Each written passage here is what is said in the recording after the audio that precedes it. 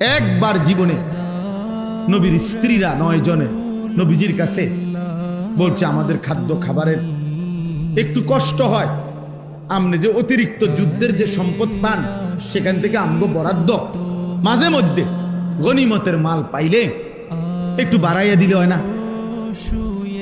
এই কথাটা একবার জীবনে বলছে রাসূলুল্লাহ সাল্লাল্লাহু আলাইহি ওয়াসাল্লামের স্ত্রীরা 9 জন। আল্লাহর নবী সাল্লাল্লাহু আলাইহি ওয়াসাল্লাম সেদিন এশার নামাজ পড়ে আর ঘরে যায় নাই। মনটা কষ্ট পাইছে, হায় আমার বিবিরা দুনিয়া চাইলো, আমার ঘরে থাইকা আমার বিবি হইয়া ওরা দুনিয়া চাইলো।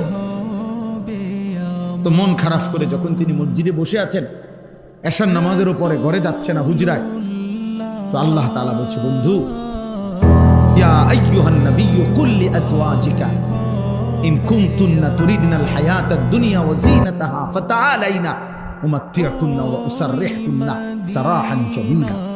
আপনি যান, ঘরে যান, মন খারাপ করেন না। আপনার বিবিদেরকে গিয়ে বলেন, হে বিবিরা, যদি তোমরা দুনিয়া চাও, সম্পদ চাও, তো যা লাগবে, যা কিছু ফার্নিচার, আসবাব, গহনা, কসমেটিক্স যা লাগবে বলো, আমি সব তোমাদেরকে দিয়ে দেব, এক শর্তে, শুধু আমি রাসূলের স্ত্রী এটা ছেড়ে দিতে হবে। বুঝেন নাই? মুহাম্মদের স্ত্রী থাকতে পারবা না, আমার থেকে তালাক নিয়ে নিতে হবে, এরপরে যা বলো সব দেব, সব দেব। وَإِن كُنتُنَّ تُرِيدْنَ اللَّهَ وَرَسُولَهُ وَالدَّارَ الْآخِرَةَ فَإِنَّ اللَّهَ أَعَدَّ لِلْمُحْسِنَاتِ مِنكُنَّ أَجْرًا عَظِيمًا। আর যদি আল্লাহকে চাও, রাসূলকে চাও, আখিরাতকে চাও, তো এখন নিয়মিত নেক আমল করতে হবে, মুহসিনাত হইতে হবে, মানে নেককার নারী হইতে হবে। তাহলে আমি আল্লাহ ওয়াদা দিলাম, সর্বশ্রেষ্ঠ বিনিময় জান্নাত দিয়ে দেব। সিদ্ধান্ত নাও, দুনিয়া চাইলে রাসূল ছেড়ে দাও, আল্লাহ রাসূল আখিরাত চাইলে দুনিয়া ছেড়ে। আল্লাহ নবী সাল্লাল্লাহু আলাইহি ওয়াসাল্লাম আম্মা জান আয়েশা রাদিয়াল্লাহু তাআলা আনহাকে বলছে, ঘরে আয়েশা নবীর স্ত্রী আয়েশাকে, আয়েশা শোনো, তোমাদের দাবি দেওয়ার ক্ষেত্রে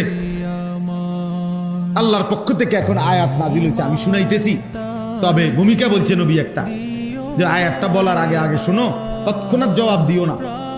তুমি বাকি 8 জনের লগে মিটিং করো, মশওয়ারা করো, পরামর্শ করো, প্রয়োজনে তোমরা তোমাদের বাড়িতে যাও, যাইয়া তোমাদের আব্বা মা, ওই ছেলে ওই দিক দিয়ে জায়গা আছে তো বাবা, ওই দেখো, ওই দরজাটা দিয়ে ঢোকো, তুমি আও বাপ, এদের ঢুকে শোনো কতক্ষণ।